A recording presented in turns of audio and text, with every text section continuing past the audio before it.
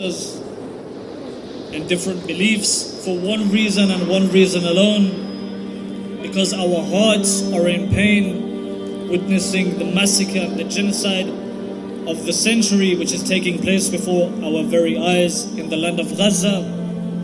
We are witnessing the most brutal massacres taking place at the hands of this killing and this illegal Zionist killing machine, the Zionist regime of Israel, la'natullah alayh. May Allah subhanahu wa ta'ala's curse be upon them. A regime built upon falsehood, a regime built upon lies, and therefore we don't recognize this regime as legitimate, something which is based upon falsehood. When we see the children of Gaza being torn to pieces, it's as if our hearts are being torn to pieces. And when we see an old father lifting the body of his young son from the ground and he can barely walk, yet he's trying to find the body pieces ripped all over the ground in the rubble, he's trying to lift them in plastic bags. We wish that it was us. We wish that it was our own families instead of that old father. We wish that it was us who was sacrificed instead of that young son of that old father in Gaza.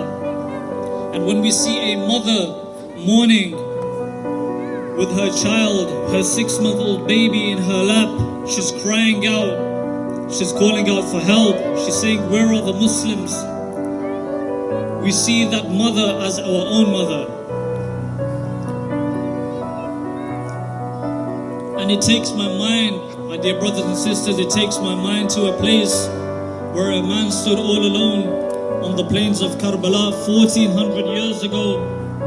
Imam al-Hussaini alayhi salam, the grandson of Rasulullah sallallahu alayhi wa sallam, on the day of Ashura, he looks to his left and he looks to his right with his 6-month-old baby Ali Asghar in his hands, in the face of 30,000 dhalimeen on the land of Karbala. And he calls out, "Hal min nasir yansurni?" Is there anyone to help me? Today, the people of Gaza are also calling out, "Hal min nasir yansurni?" Is there anyone to raise their voices for justice? Is there anyone to answer the call of that mother in Gaza? And dear brothers and sisters, today we answer that same call. Today we stand here unified as one ummah and humanity together, and we respond, Labbaik ya Shaheed. And I want every single one of you to respond to the call and the cries of those mothers and those children of Gaza when I say, Labbaik ya Shaheed. Labbaik ya Shaheed. Labbaik ya Madloom. Labbaik ya Madloom. My dear brothers and sisters, know that it's this unity of yours that makes the enemies weak. It's this unity of humanity which makes the oppressors and the tyrants of every single time weak.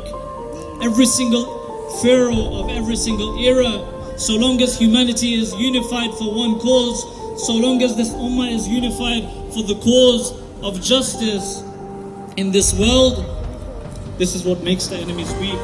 And this is what brings about hope for the ummah of Rasulullah sallallahu alaihi wasallam, and for the whole of humanity. In fact, it's this hope which shall bring about the leadership of Imam al-Mahdi and Nabi Isa alayhim as-salam, Jesus.